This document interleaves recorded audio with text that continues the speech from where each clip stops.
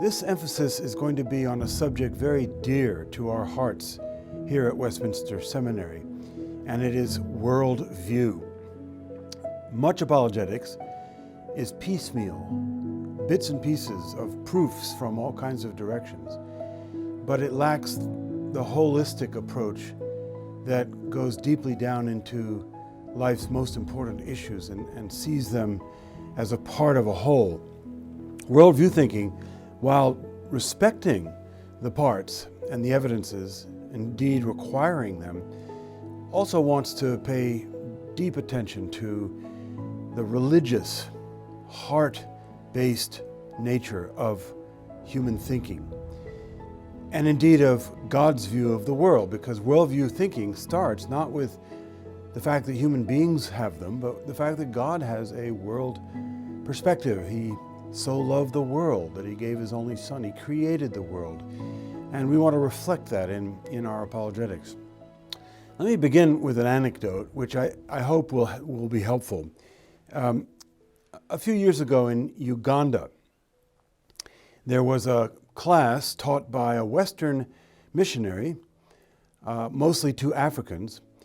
It was a biology class. And the subject of the day was malaria. And of course, as you know, that's a prevalent challenge in many parts of sub-Saharan Africa and all over the world. And so it was important for the students to know how to face the challenge of malaria. So the teacher explained all about the mosquito carrying a parasite and then biting a person and having that parasite lodge in the intestines. And he looked at the room, and there were people kind of glazed over and shaking their heads. It just wasn't satisfactory. So he started again. He went into more detail about the female mosquito and what a parasite was and why did it lodge in the intestines and so forth. And still, it seemed quite unsatisfactory to the class. And finally, he asked, what is it that I'm not getting across? And they said something quite revealing. We don't want to know about the mosquito. We want to know who sent the mosquito. The Westerner didn't realize that they wanted to know why and not just how.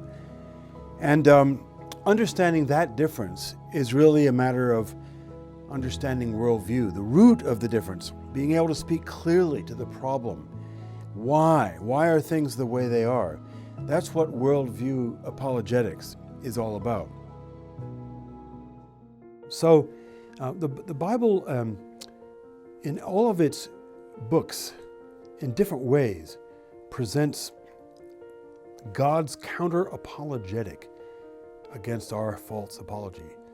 The Bible is a constitutional document, it's a covenant book, and so it is, in one sense, God's apologetic to the human race about why his ways are not our ways and why salvation through Jesus Christ is an answer against the false wisdom of the Greeks and the false sense of scandal of the Jews. And that gospel today, which is the power of God unto salvation for both Greek and Jews, is still the power of God, the dynamite of God. But its dynamite is unleashed, at least in part, through apologetic arguments that justify God against the false, misguided justifications of we human beings. So I challenge you to reread the scripture in the light of the fact that it's an apologetics manual which is full of wisdom for how to do and conduct this wonderful task, this ministry, which begins with the worship of Christ and ends with gentleness, that we know as apologetics.